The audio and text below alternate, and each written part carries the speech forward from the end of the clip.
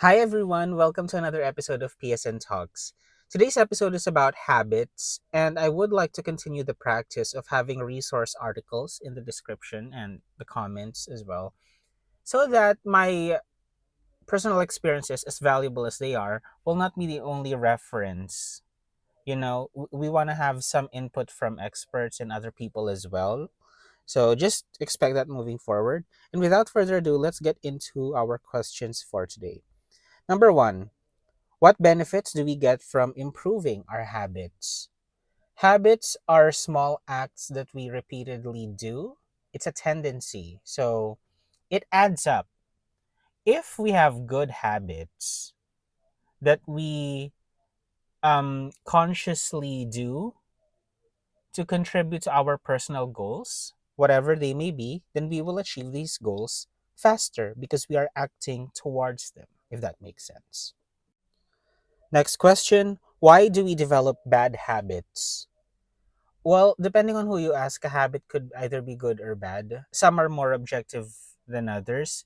However, in terms of developing bad habits, these things like binging content on the internet, eating a lot, eating junk food specifically, those kind of stuff, they tend to be what's easy and accessible to most people.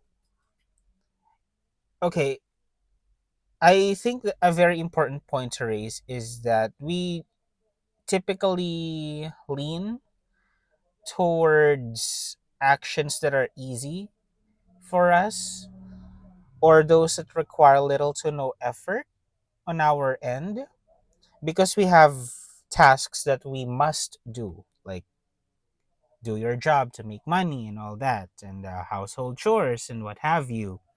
So in those moments where we could allow ourselves a break, that's where our habits come in. Like, how do we usually de-stress?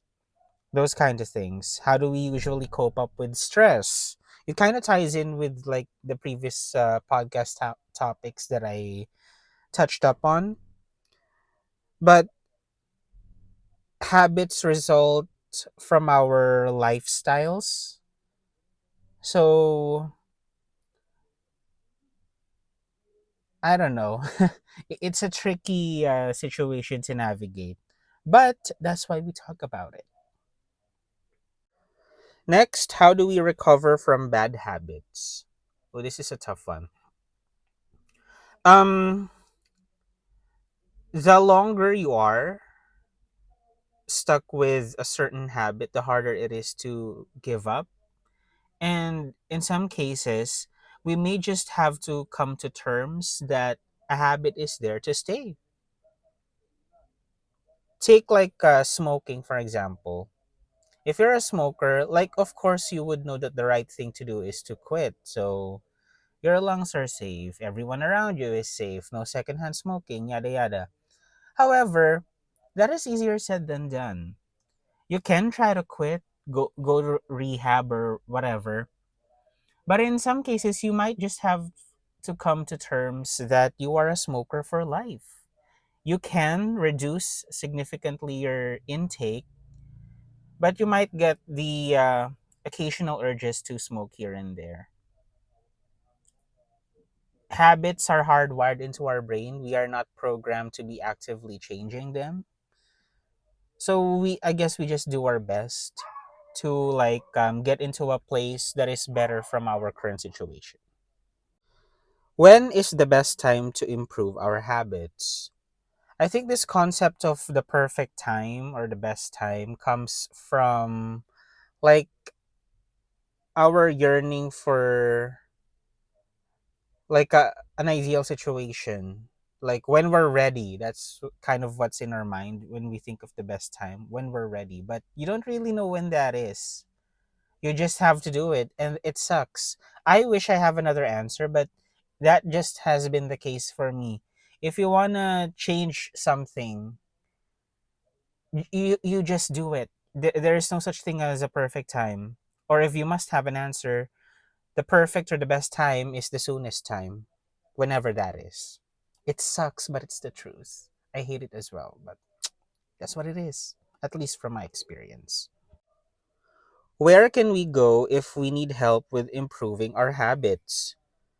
It's I have I have an answer in my head.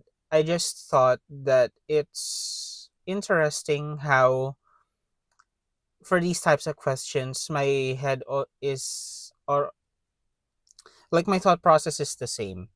Anywho, my answer is wherever there is people who have the same intentions as you, because those people are more likely to support you. They understand what you're going through, and you would get valuable input from them and them from you because you are experiencing similar situations in life.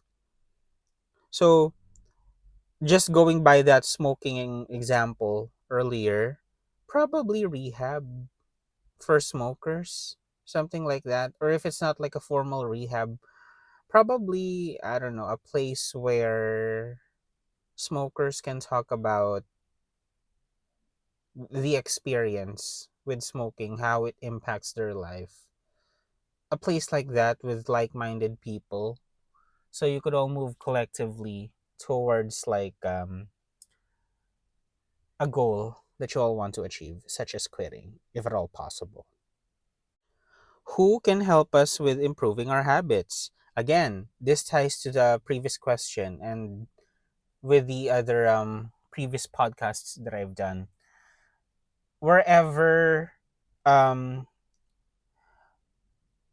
I guess to sum it up, I've been taught that if we want to do something successfully, you need to have knowledge, skills, environment, and motivation.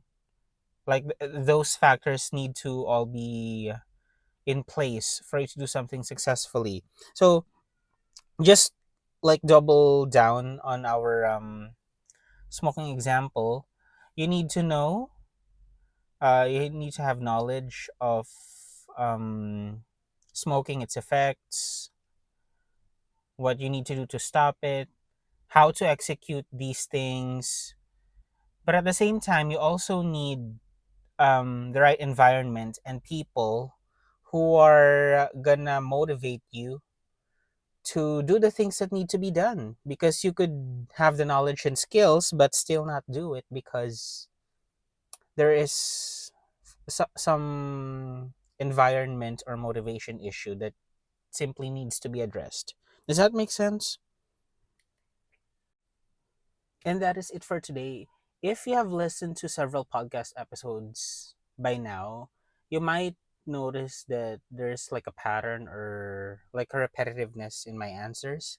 That's because I guess that the concepts or the topics that we're talking about are kind of related, and my answers like revolve around specific themes. But anywho, I hope you got something from today's episode. If you would like to keep this conversation going, you are free to do so in the comments. Also, I would like to thank Isma, Noah, Razor, and Sons, our YouTube members, for everything that they do. If you had a good time, please consider subscribing. And for now, thanks for listening, and I'll see you on the next episode. Bye.